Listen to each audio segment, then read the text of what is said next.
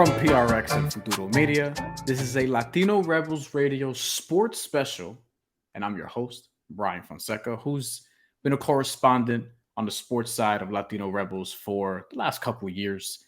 Joining me on the special is the founder of Latino Rebels, the host of Latino Rebels Radio, the president of Futuro Media, and a co-host of In the Thick with Maria Hinojosa.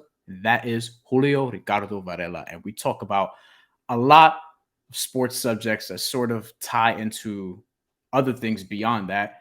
Baseball, the fallout from the World Baseball Classic, and how that's sort of shaping the conversation around American baseball versus international baseball. Julio had a lot of interesting thoughts on that, had a lot of interesting thoughts on Twitter Blue and what this all means for sports and for media in general. And then he also celebrated his New York Knicks at the end of the show, and we talked about their prospects for the upcoming NBA playoffs. Check this out. This sports special on Latino Rebels Radio. Okay, Julio, let's get right into it. Okay. Latino Rebels sports special. Glowing introduction for you at the start of the program, but obviously people will find us on a Latino Rebels feed, so they know the Latino Rebels radio feed, so they know who you are. But a couple sports things to get into because it's April now. We're into the baseball season. We are. I've seen you tweet about your Red Sox. But mainly, we were both tweeting a lot about the World Baseball Classic. That's been happening. Yeah. And that came and went. I felt like it would have a longer impact in terms of maybe how we see American baseball, but it's very different. And people aren't letting the fun of international baseball affect what we see here in America. And I distinctly remember Puerto Rico versus Dominican Republic. One game is a party. You tune into United States versus Colombia, and it's just crickets. It's dead. Why do you think that Americans are just so resistant to accept international baseball? Dude, man, so many. Wow, what a great question. Because I have so many reasons for it. First of all, I think it's about power. It's about let's look at it from the power dynamic. In the end, if you look at the history of professional baseball in the United States and Major League Baseball, and because I really want to look at the structural roots of this, considering that people tend to forget that Cuban and a lot of Cuban players and I'm not sure if Puerto Ricans, but I know Cuban players played at the turn of the century, right? It was that was something that was there. I mean, there's actually documentation that Caribbean ball players, whatever they were called back, baseballers, were on professional teams, right? And yeah, they were mostly like white Caribbean dudes, right? That wasn't about the color line.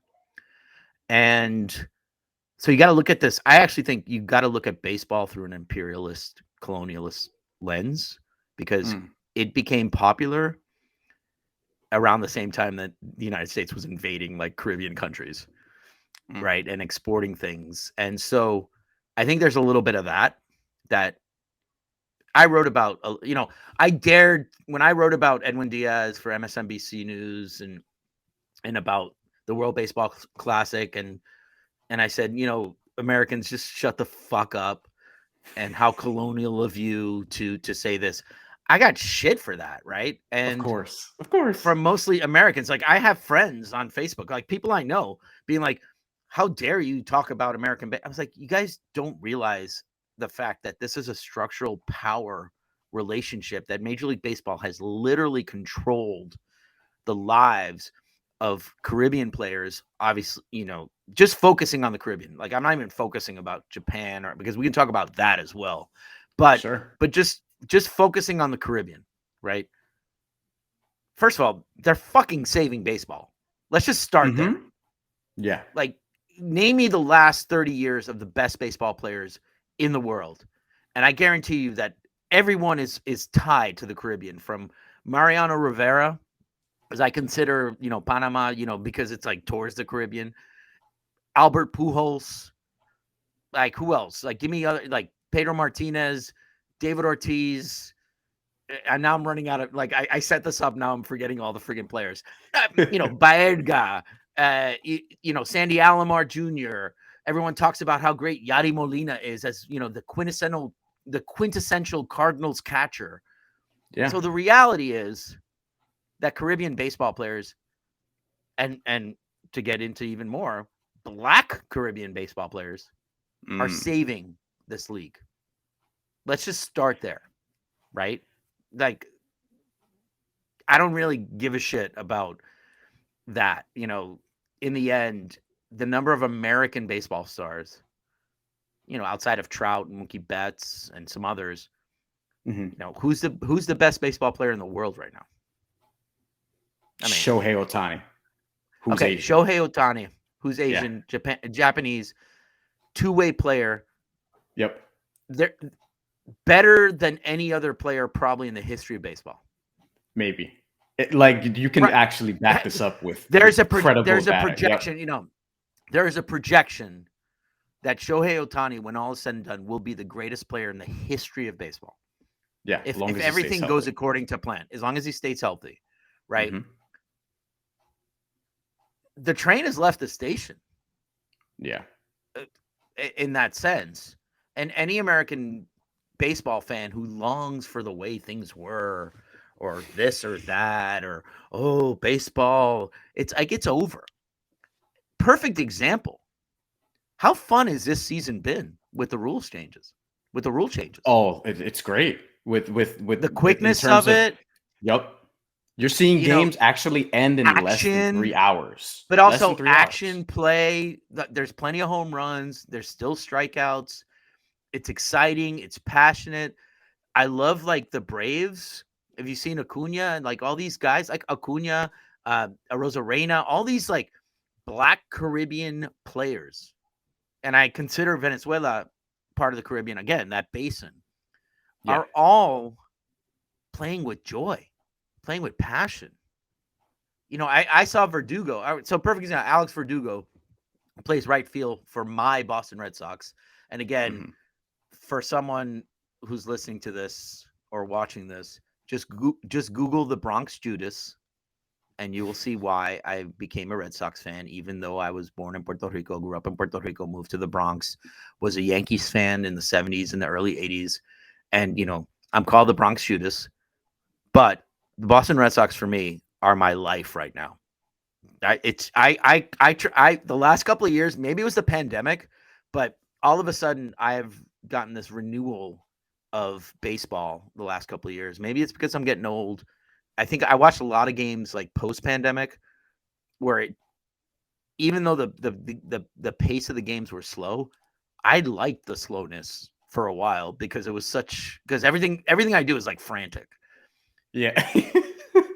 But the rule changes are even better, right? But Alex Verdugo, who plays for Mexico, who was from Arizona, it's awesome. He wears the Mexican flag, baseball cleats. When he comes up to Fenway Park, they play a corrido. It's awesome, right? He has the Mexican, protectors for his arms.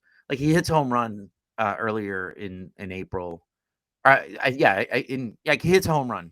I think they were playing the Orioles in Fenway Park, the first series. And he's just whoa. And I think the game was 6-2 at the time. But he's having all this joy, all this fun.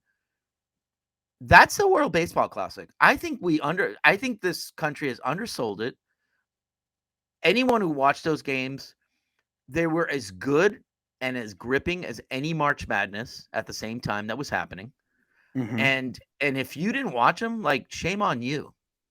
And Keith Olbermann with his typical, I'm the smartest baseball voice in the room because I've just been covering it for so long. And I'm, that's the problem with American baseball commentators, mostly white male American baseball commentators.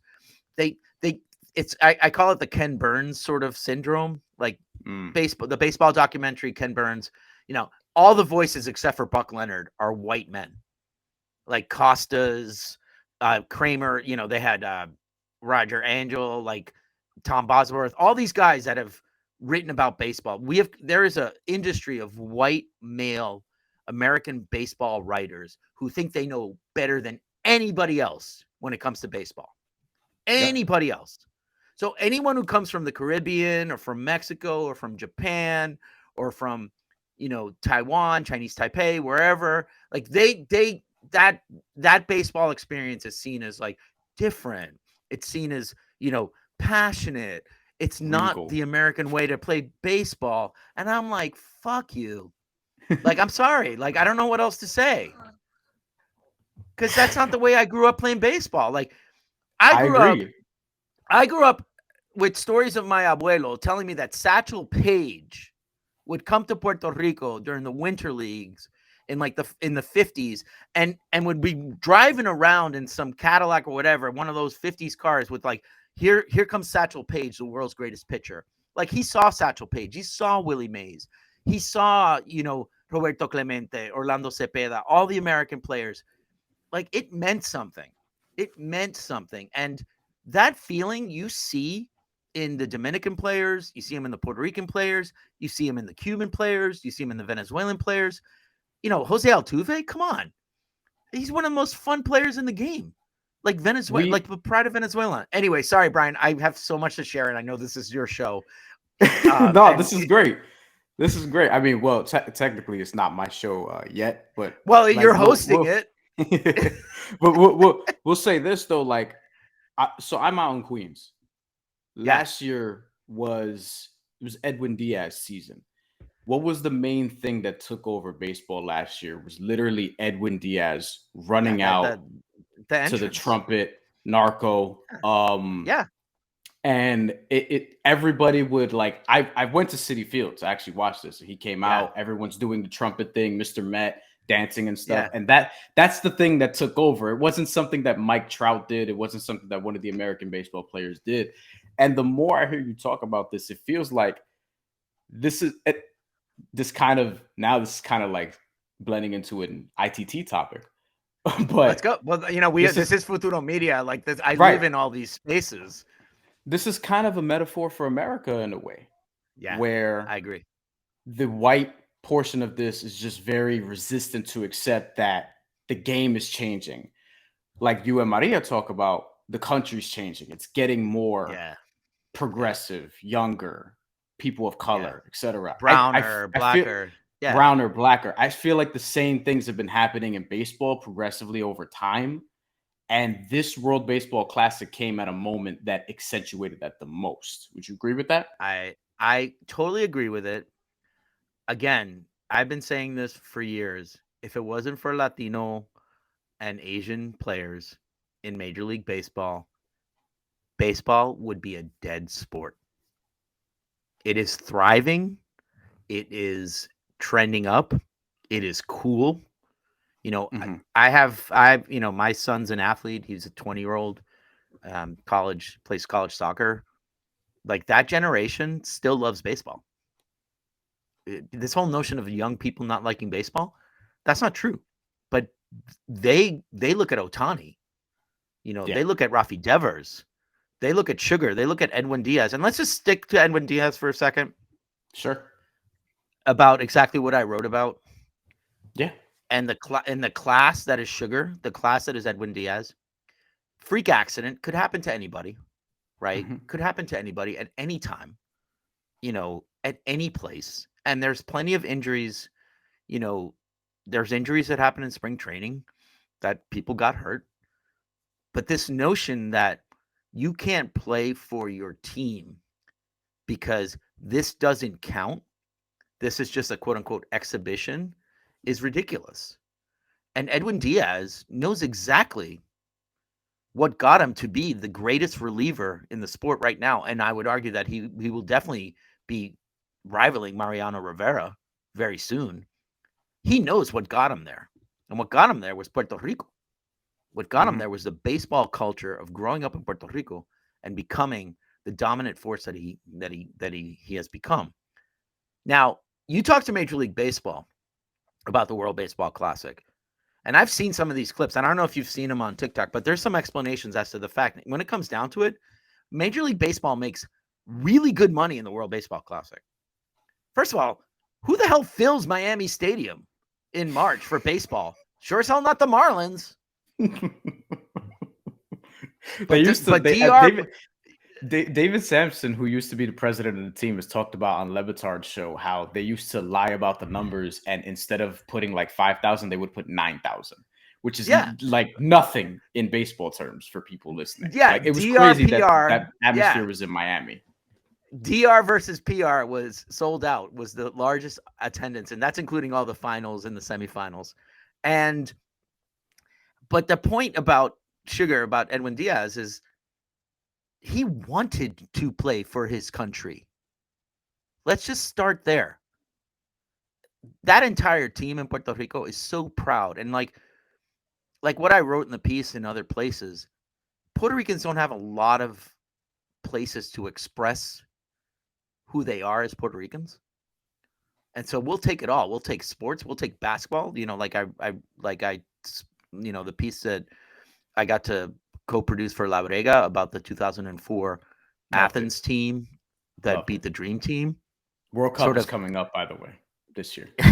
There you go, basketball, right? And baseball, the World Baseball Classic, when it started, like that Puerto Rican team has become part of the national identity of Puerto Rico. You know, even in the protests against Governor Rosselló, or even when you see young people on the island, you know what? They're wearing Puerto Rican baseball jerseys. They're wearing these caps. Yeah. You know, it's deeper.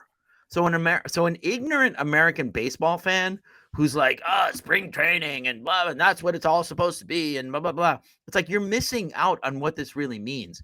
And I will credit the captain of the Puerto Rican baseball team and the starting shortstop for the Mets, Francisco Lindor, Love him. who said, right, who great, you know, for me, it's like Correa, Lindor, and Javi Baez. Like, it depends. It's like a mood for me. It depends how I feel, like who's my favorite. But I'm kind of leaning towards Lindor now, just because. Well, he's on my favorite team, so he's my favorite. Yeah, he's on your favorite team, but there's just something about him, and him saying what he said about to Mets fans, right? It's like, yeah, I know it happens, and I feel for you, but this is an honor for us, and I will give the Mets credit. It's like, you got to let these guys play for their countries, because guess what? They want to, and they would. And I will say this: these are the type. The baseball is so deep in the Caribbean that these guys would be like, screw it, like I'll just play for my country and risk be damned. But and Americans don't understand that. They don't understand that either. But the other thing is, Major League Baseball knows that the World Baseball Classic is successful for them. And this is the point I was going to make. It's like, I saw a couple of clips after about the Edwin Diaz and all this and the World Baseball Classic, and these games don't mean anything. The amount of money that comes into the World Baseball Classic, because you're filling out stadiums in Tokyo, you're filling out stadiums in they were in Taiwan, you're filling out Miami. The money goes back to the teams. And I also read that Major League Baseball goes to, Altuve and Diaz both got hurt. They pay the Mets and the Astros that year for the salary. So there's insurance, and I get it. I totally get it. Who doesn't? I mean, I don't want to see Edwin Diaz injured, but that could happen. What if it's like opening day, Edwin Diaz got hurt? He got hit by, things happen in baseball. So this notion that you got to blame it on the World Baseball Classic because it's quote unquote doesn't count. And it's like, you're not if you're a true baseball fan, you would be like supporting the World Baseball Classic hands down with no hesitation. So like Keith Olbermann and who else was a hater? The guy from the Bleacher Report, the guys from Barstool. Yeah, the Barstool guy. It's like, you guys really aren't baseball fans. And it comes across, to be honest with you, as like colonial, like typical colonialists, imperialists, and to the point of Olbermann, like his tweets were friggin' racist. Like him being the smarmy, I'm the smartest, witty white guy in the room on Twitter, talking about who the hell cares where your parents or where your grandparents got laid, what for the country you came from. I'm sorry, Keith Olbermann. You think you represent baseball? You represent what baseball used to be. And it's the train has left the station. So either you wake up and understand that the game's going to be multilingual, multi-ethnic, multi-country. Like, we will see professional franchises in San Juan, in Santo Domingo, in Monterrey, in Mexico, and maybe not Mexico City, but definitely Monterrey. Like they're going to be part of Major League Baseball down the road, and wake up, because if it weren't for international interest in baseball and the global game aspect of it, it would be a dead sport right now. We wouldn't be talking about the future of baseball. We would be talking about like when does it wind down? Because, but I see it trending up anyway. I agree. Whoa, that was a lot. I got you guys a lot of great social media clips because you got me cursing. But you know what? If people are fans of In the Thick, we're unfiltered, and I don't curse as much as Maria Hinojosa. Like I just want to put that on the record. So once Maria starts cursing, I let it out as well. Well, we have one last topic. We're already done. Okay, let's go. We have one last topic, and you might curse some more, but I did want to ask you about. Twitter Blue. All right, here. Look. You see what I'm wearing? I'm wearing my my verified Twitter hoodie that I got a couple of years ago, and it's really cool with the college kids because my son has worn it, has stolen it from me, but I got it back. And it does have I know this is so pretentious, but I don't really care. It has your It does have my handle. Yeah. Yeah, it has my @ on my left sleeve. So anyway, continue. At Julito77. Yeah. So, but this dude, we know who we're talking about. He's just ruining Twitter by the day, and it's getting worse. Some statistics came out from Mashable about the percentage of verifications, and I wanted to know from you, how do you think this is not just going to affect sports, but affect a little bit of everything? Because there's over 3% of legacy verified accounts that actually have Twitter Blue. That's it. I assume they thought it would be a lot more. You had athletes and other celebrities, LeBron James, Patrick Mahomes, come out like, I ain't paying for that shit. That's not happening. That's right. Good for LeBron, man. And then you have that Twitter converted it was less than 8,000 government, business, and legacy verified accounts into paid subscribers before April 1st. That number jumped up after because people got worried about losing their check mark or whatever the case may be. But I feel like this speaks to a bigger issue of just lack of respect for checks and balances, for journalism in a lot of ways. Yeah. And the reason we had verification to begin with. Your thoughts on all of this and how, I guess, dangerous this is. This lack of respect for all that. I got thoughts. So thought number one, I've been on Twitter since 2008, which is, to be honest with you, probably feels like decades, right? And when in the early days of Twitter, this whole voice and who wasn't, like, it kind of figured itself out because it was actually a really supportive community. And if you were able to use your voice to sort of create your community and stay true and stay honest to it, there was a lot of benefits. My career would be nowhere without digital and social media. And Twitter not only led to Latino Rebels and proved to me that Latino Rebels was actually bigger than anything that I was able to do individually, but it also gave me the chops as a journalism to actually practice my craft. And it actually led to a job. I mean, Al Jazeera America reached out to me via DM and asked me to audition. And next thing you know, I was like working for Al Jazeera America in 2013. And I wasn't, quote unquote, verified yet. You know what I'm saying? I didn't have a blue check mark. Like, you see, like the fact where I have the blue check mark in quotes. Yeah. So I didn't get my check mark until I was part of Al Jazeera, and they just like sent 300 journalists, and they all of a sudden you got a blue check mark. And Latino Rebels didn't get verified until I think like last year, right? So I have to sit back and say to myself, I don't need a blue check mark to start with, right? And there's a difference between this account is a true account and you should trust this account, as opposed to people are using blue check marks for status, right? And I think Twitter Blue is sort of a perversion of this quest to be seen as a status symbol or celebrity, that you can buy your status, right? When in fact, Twitter would not be what Twitter was if it weren't for the people that create the tweets and the content that goes into Twitter. So Twitter for me is not a town hall.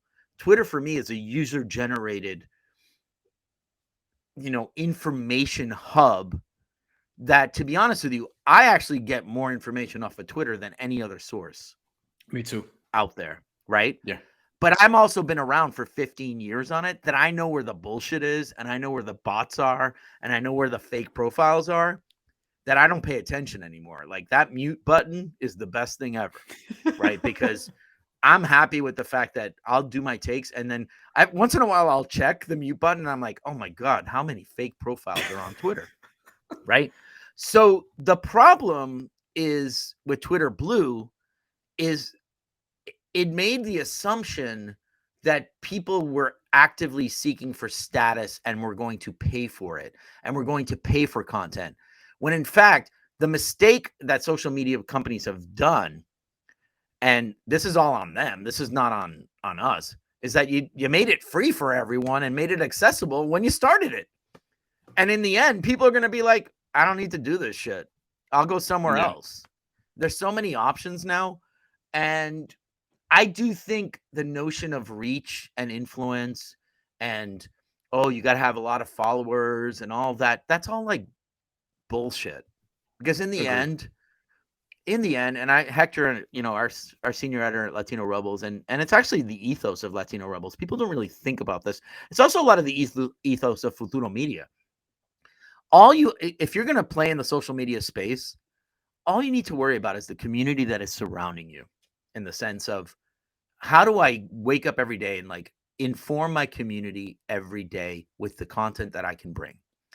I don't get caught up in blue check mark, this or that, because in the end, I've been able to create a community that at least I interact with, and at least people go, oh, I need to hear, what are they writing about? What are they talking about? I want to hear your take. I don't think that's going to go away. It might not be on Twitter. It might be somewhere else. I don't think it's anywhere in a Twitter tool. I think, at least from the Latino Rebel side and from my side, which I always kick myself a little bit. We were getting so good at Twitter and Facebook that we missed Instagram about 8 years ago. Like, I was like, oh my God, I got to create another account. I will say that Instagram is actually much more fun. And Hector and I talk about all the level of comments that we get from Latino Rebels. That's sort of where that's where the tea's happening now, where I think like Facebook and Twitter are becoming sort of, you have to have, right? And also we've been playing more in TikTok and in video, and it kind of is our ethos, in the sense it's like, let's just keep giving our community what they want. Let's just be honest and authentic. And, Elon wants to call NPR state-run media. It's like, that's his fucking, that's NPR's problem. People are like, oh, the New York Times lost its Twitter badge. It's blue check. I'm like, you're still the goddamn New York Times. You got 50 million followers. People are still going to read you, so like, get over yourself. But it's interesting because, I'm going to look at blue check marks now and be like, oh, you bought that shit. Like, I'm not even going to follow you. Twitter's not even telling you. They're just saying, oh, this person is, you have to figure it out. Verified, so like, or, yeah. So my thing is, I'm still going to follow the like, if LeBron doesn't get his blue check mark, he's still going to post on Twitter, right? I'm still going to follow LeBron. Yeah. Right. I'm still going to follow the people I want to follow, and I'm okay. But I think in the end, it's just, it's this quest to make money that, there are plenty of fools out there who are going to pay for Twitter Blue. Who cares? Like, they should have been. Here's the thing: you should have asked people to pay for it in 2008. You know what I'm saying? Like, people would be like, you probably get people to be like, all right, I'll pay for it. Like Netflix, like, oh, okay, I'll pay for streaming. Oh, I don't want ads on my Spotify. I'll pay for Spotify Premium. But what's the value of Twitter Blue? I have questions about how successful it would have been if they came out the gate charging. I know, but I'm just saying, it's like, what's the benefit of Twitter Blue now? Yeah. Like, editing your tweet.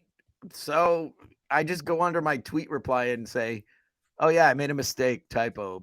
I don't know. I just come from a different Twitter space that I don't pay much attention to it. I mean, I do think the issue of misinformation and is always important, but it's not just limited to Twitter. It's everywhere, and with AI and all that shit, and you just got to be smarter. Like it's what we need to do is teach people how to be smarter online and to notice the bullshit. And we're smart Yeah. people, like news consumers. I actually believe that people are really smart and really media literate, and that's what gives me hope. So I hope I didn't get too like geeky or anything. That was a big transition going from baseball to Twitter. Like you haven't even asked me. Can before we go, Sure. no thoughts, predictions about baseball? Like you didn't even ask me about the Red I mean, Sox or do come you on. because I'm trying to be responsible because you had I was told you had 30 minutes and No, I'm good. I got we're another. I'm got another 5:10. So like Hector lied to you. All right, let's actually end on a positive note because we're scaring the people Okay. a little bit, perhaps. Yeah, I know. Uh, We just- totally scared people. We're like, what's going on? but in What's Varela doing? let's take it back to baseball for the purposes of let's actually like maybe get a couple minutes And into what's okay, going on. And baseball, and you're not going to ask me at all about the New York Knicks? Like, come on. I mean, Come, yeah, do you know? actually, you know what? All right, can we I just think, but to me, the Knicks are go? losing in the second round of the playoffs. But like, I get Oh, it. I mean, if they okay. get to the Can we second round, just? but Can I? All right. So like my story. Born in Puerto Rico, grew up in Puerto Rico. Parents got divorced, moved to the Bronx, lived between the yeah, Bronx and Puerto Rico. My first real team in the Bronx that I loved, um, were the Knicks. Right. I fell in love with you Clyde and a lot of Frazier. New Yorkers, a lot of Yeah, people I who fell have in love lived in in New the York. like 77.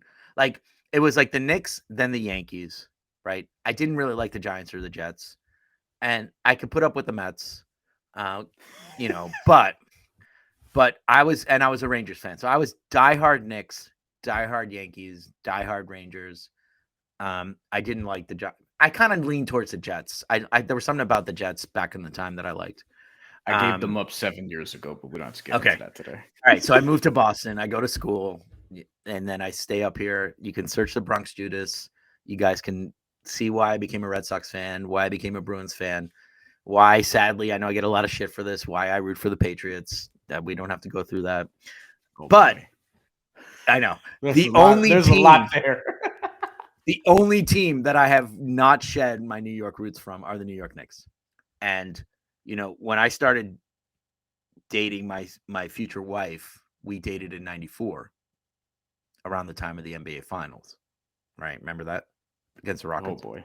Well, I Okay, mean, I was a okay, fetus, but okay. yes, Yeah, that was OJ. That was OJ shit, the white Bronco and all that. And I was yeah. pissed that they were doing the white Bronco, and I'm like, yo, I got game 2 on the Garden. Let's go NBC, right? And they cut into like they didn't even play like the NBA final. Like that's how. Can you imagine that now? That you're Were not you a playing the working NBA journalist at finals? the time? Were you working journalist at the No, time? no. I was in my educational publishing phase. But anyway, Oh, it was my birthday, and I was dating my wife, and we got married a couple years later. But she's like, "Oh, what do you want to do after?" She took me out to a really nice dinner in Boston and said, "What do you want to do after?" I said, Game 3 of the finals is on. I'm like, take me to a sports bar." And I lived and breathed the Knicks in the '90s. I would tape the games. The '97, the Allen Houston shot, the '99 team, the 2000 team. I love Van Gundy. I love Sprewell. I mean, Patrick Ewing. Like that, I would literally search for Knicks games in Boston. Like that's how much I love that team. To the point that my bachelor party, the guys in my wedding party, surprised me to the old Boston Garden and took me to a Knicks Garden, like a Knicks Celtics game at the Garden. Like that's how what deep year? I am with the Knicks. '97. Oh, that Right. was still That's with the how Knicks team. deep. Yeah, I was deep. So I love this team. It was great. I loved, Houston. I loved Van Gundy. And then it all went to shit. Isaiah Thomas, like all that. Jerome What was it? James, the big Yeah, contract. Marbury. Steve Then Francis. everyone's like Steve Francis, and then it was like, oh, now we got Carmelo, and I'm like, all right, Carmelo, and I think I went to a playoff game when they actually beat the Celtics, like in 15 or 16. I forget. They beat them here with Carmelo. But there was something lacking. Even like everyone's talking like, I love all these young Knicks fans who are like, my best memory of the Knicks are Linsanity. I'm like, dude, that was like a month. And then that was it. I mean, and then they didn't do anything after that. Right. So yeah, and then he ended up leaving to the Houston Rockets in free agency. So the last 22 years? More than 20. Right? More than 20? You're like, oh my God, what's going on?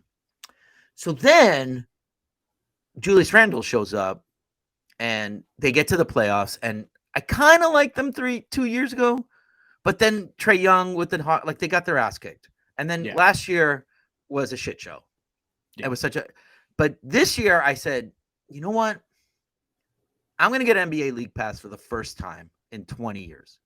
Wow. Because I do like the NBA, right? But I don't watch, like, I was a casual fan, I'll watch it, but the Knicks weren't good. So I said, this year I'm going back. And I know they started a little bit off, but there was something about this team this year. And I have to say that this team, whether it's Tibbs, whether it's Brunson, Tibbs as a coach, Brunson, Randall, the young guys, the Qs, even OB now, this team feels like a team from the late 90s. That's how good this Knicks team. Like, I feel like I'm back in the late 90s. And I know the first round against the Cavs is going to be tough. And I know they'll probably play the Celtics in round 2, which I'm like, let's go. No, they wouldn't. They would play Milwaukee. They wouldn't. They play the Bucks. I'm sorry. That's right. Thank you. Yeah. You're right. I always get confused. Thank you they would play Milwaukee. So I'm like, oh, okay. But no one gave them a shot in 99. That's how I feel. They were the 8th seed, and Marcus Camby like showed up, and Ewing was hurt, and Latrell and Houston, and they got to, they lost to Duncan in the finals. So I'm going to tell you right now, Brian Fonseca, I love this team. I love the fact that Randall's hurt. Brunson, I love the young guys. The bench is doing well. They are playing like a team right now. And I will say right now in the NBA, I was watching some games this week, the Western Conference games, Eastern Conference games. They're playing as good of a team as any other team in the NBA. So I am going to tell you right now, they're going to get to the Eastern Conference Finals.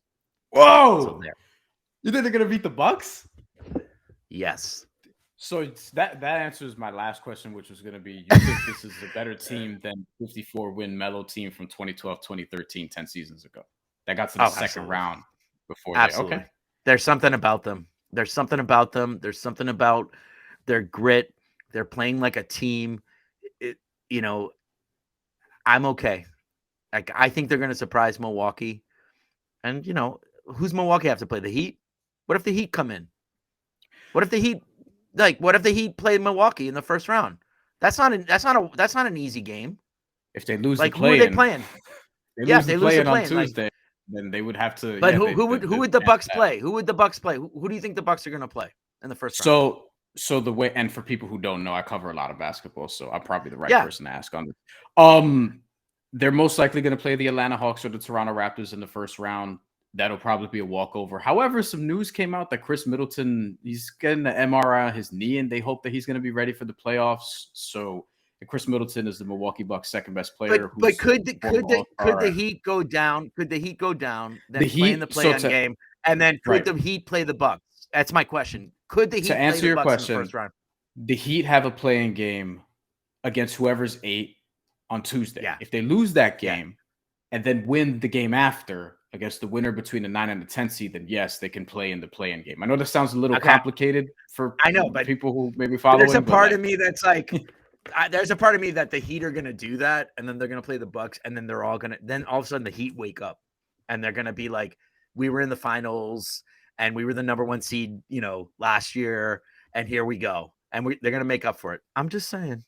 I love Jimmy Butler, so yeah, I know the Sixers were playing them earlier this week. I mean, I know the Sixers were playing them at the end of the season, and it was a meaningless game for the Sixers, but the Heat were like, "We're here, man. We're gonna kick your ass." So anyway, Well, I'm just saying. it was a super meaningless for the Sixers because they played all their best players and they got romped by 30. So I'm just Except saying, Tyrese Maxey was hurt. I Yeah. want this like weird combination that the Heat play the Bucks. I don't think it's gonna happen, and I don't think I'll be honest, I don't think any other team will beat the Bucks in the first round. But I would love to Well, see Knicks Bucks. I would love to see Knicks Bucks, and I would love to surprise the crap out of people. No one gave us a shot against the Heat in '99, and no one yeah. gave us a shot against the other teams. And I'd like our chances. That's all I'm saying. Two last Eastern things on Conference this. Finals. All right. Two last things on this. One is the exciting thing if you're a Knicks fan, which you are, which I assume other people listening to this may or may not be. But Yeah, they're probably like, who the fuck is this guy for Latino Rebels being a Knicks fan? But continue. In one hand, what you have is you have a chance to beat a Donovan Mitchell led team, and the whole storyline leaving the offseason Yeah, was I'm not worried about the Cavs. I'm not worried about the Cavs. I think they could win that series. I think they I'm could not win worried that about the Cavs because they've already beaten them 3 times, and like they had this. I'm not worried about the Cleveland Cavaliers. If the Knicks play with the bench that they have, and if the young guys, if like the Qs and everyone, if they're in, we'll be fine. I also think if they could play well defensively enough to where they can make that series ugly, and that should be in their benefit. The second thing is go. The second thing is, even regardless of how this plays out for the Knicks, they're going to be a very exciting team to watch this summer because they have contracts they could trade, they have draft picks they could trade. Jaylen Brown. I mean, look, Jaylen Brown. I think he might go somewhere. Jaylen Brown there's some good.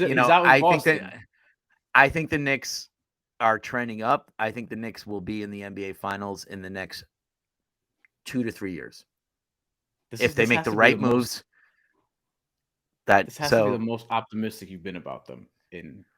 This is the most optimistic I've been about the New York Knicks since the 2000-2001 season, where they got to the Eastern Conference Finals. They had a great season.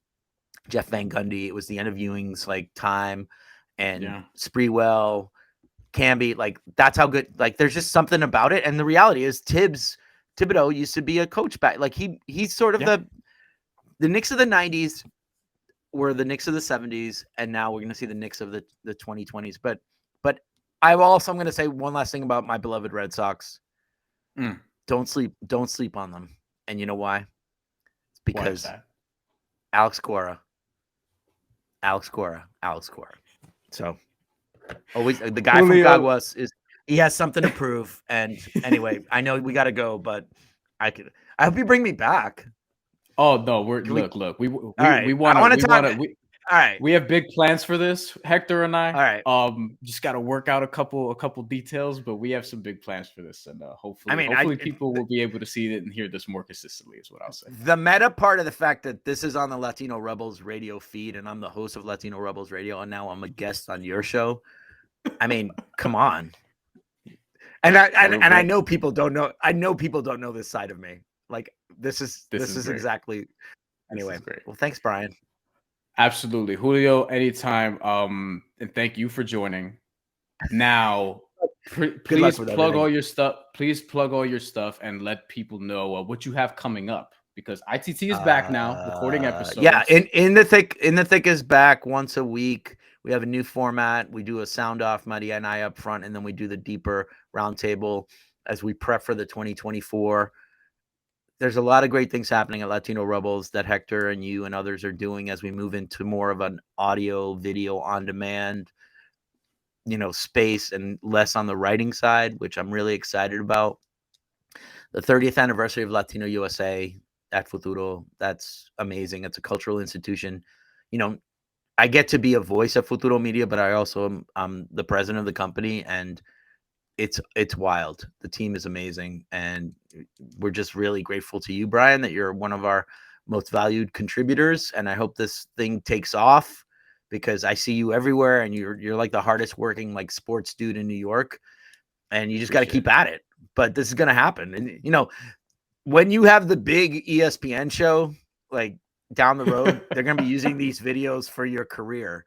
and be like, "Do you remember when you did Latino Rebels like sports podcast and that led to like that's how much I believe in you." So I we'll leave it appreciate at that. that. Yeah. Thanks, All right. Julio. But Appreciate it. take care, Brian. Well, that was a lot of fun, wasn't it? Thank you to Julio for joining, giving the energy, giving great insight on the sports special of Latino Rebels Radio. Thank you to Hector Luis Alamo, senior editor of Latino Rebels, who oversaw this project and was backstage during the episode. And we had a lot of fun sort of setting this up. You can follow me at Brian Fonseca NY on social media. You can follow my work elsewhere, perhaps the New York Post, Action Network, The Mandatory. If you're into boxing, you can subscribe to that on YouTube. But here at Latino Rebels, we have big plans for the sports side of what we're going to do and the growth of what we're trying to do here at Latino Rebels and overall at Futuro Media. So stay tuned for that. Thank you for watching and listening.